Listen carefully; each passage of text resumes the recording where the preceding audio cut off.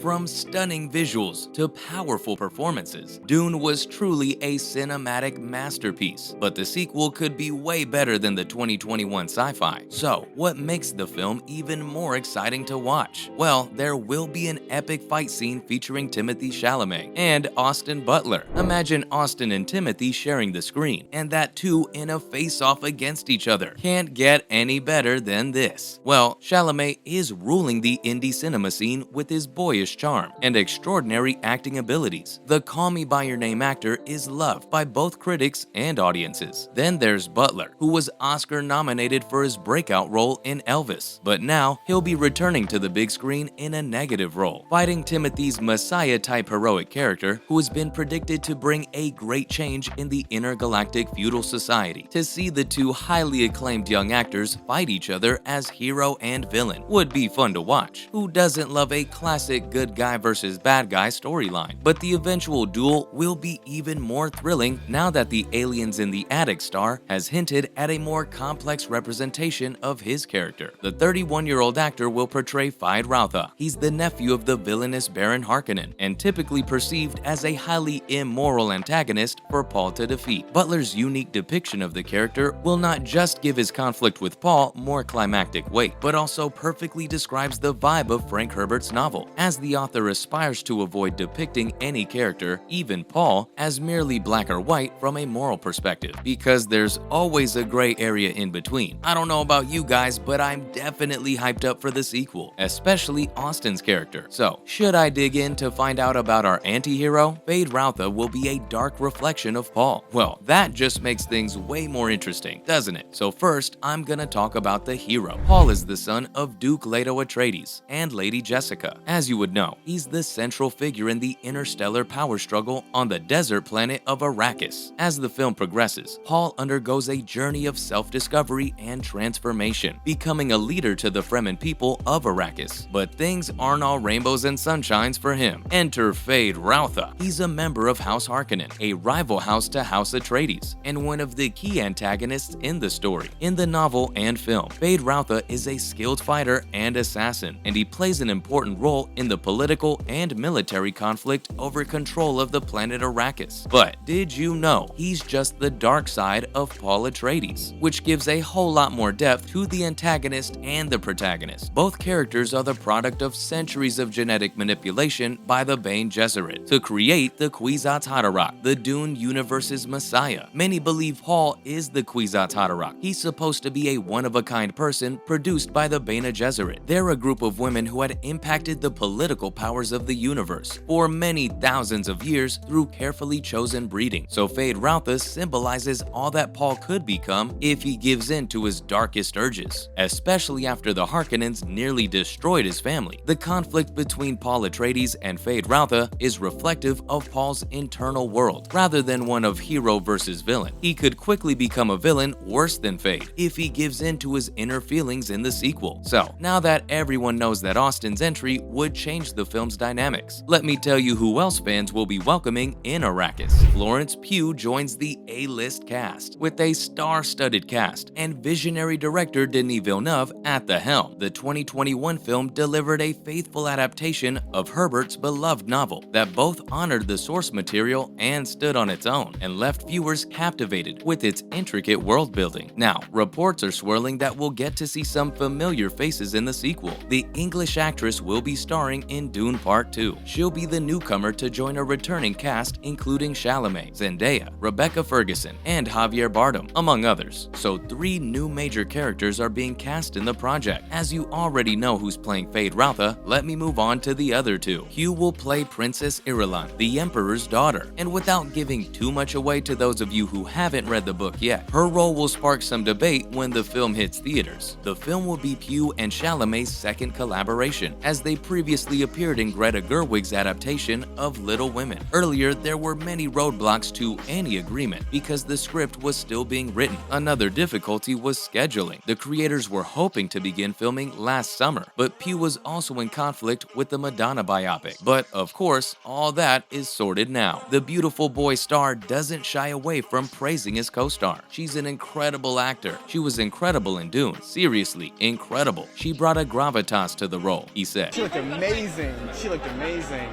I'm wanting to see that movie. Yeah, we saw each other 2 nights ago. She's just incredible. She's incredible in Dune. She's incredible in everything.